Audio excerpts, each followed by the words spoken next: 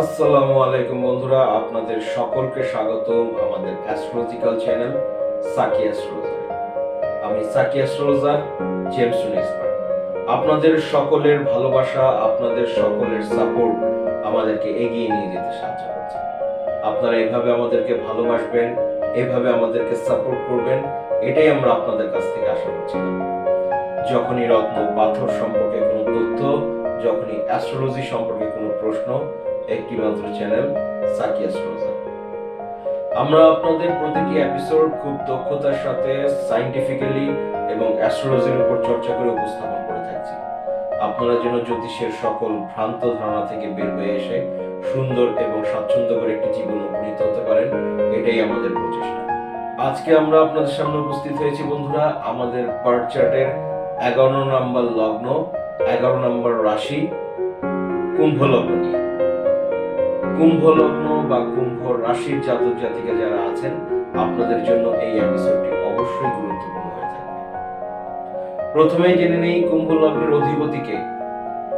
কুম্ভ লগ্নের অধিপতি আমাদের গ্রহ জগতের প্রভাবশালী একটি গ্রহ, তা হচ্ছে শনি গ্রহ। দুর্দান্ত একটি প্ল্যানেট বন্ধুরা। শনি কুম্ভ লগ্নের অধিপতি হওয়ায় আপনারা প্রথমেই যে রত্নপাথরটি ব্যবহার করতে পারবেন সেটি হচ্ছে নীলা, ব্লু সাফায়ার। দুর্দান্ত একটি রত্নপাথর বন্ধুরা। দ্বিতীয় যে রত্নপাথরটি আপনারা ব্যবহার করতে পারবেন সেটি হচ্ছে শুক্র গ্রহের রত্নপাথর, ডায়মন্ড, হীরা।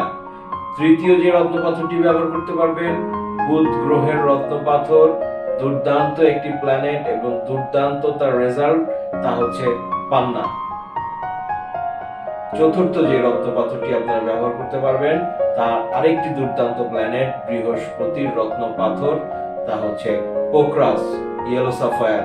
এবং আরেকটি রত্নপাথর, দুর্দান্ত রত্নপাথর বন্ধুরা, আপনারা খুব অনায়াসে ব্যবহার করতে পারবেন, তা হচ্ছে মঙ্গল গ্রহের রত্নপাথর, রক্তপ্রবাল। দুর্দান্ত একটি প্ল্যানেট বন্ধুরা। আপনারা অবশ্যই এই গ্রহগুলি এবং এই প্ল্যানেটগুলির রত্নপাথর খুব অনায়াসে ব্যবহার করতে পারবেন।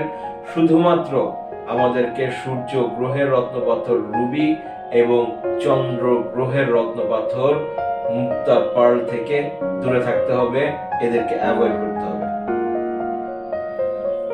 কুম্ভ লগ্ন দুর্দান্ত একটি লগ্ন বন্ধুরা। এই লগ্নের জাতক জাতিকা যারা রয়েছেন তাদেরকে আসলে প্রত্যেকটা রত্ন পাথরই শুট করে থাকবে, শুধুমাত্র রুবি এবং পার্ল ছাড়া। আপনারা অবশ্যই আপনাদের বার্থ চার্ট একজন দক্ষ অ্যাস্ট্রোলজার দ্বারা বিশ্লেষণ করুন এবং জেনে নিন কোন রত্ন পাথরগুলি অবশ্যই আপনার জন্য তৈরি হয়েছে এবং আপনাকে শুট করবে।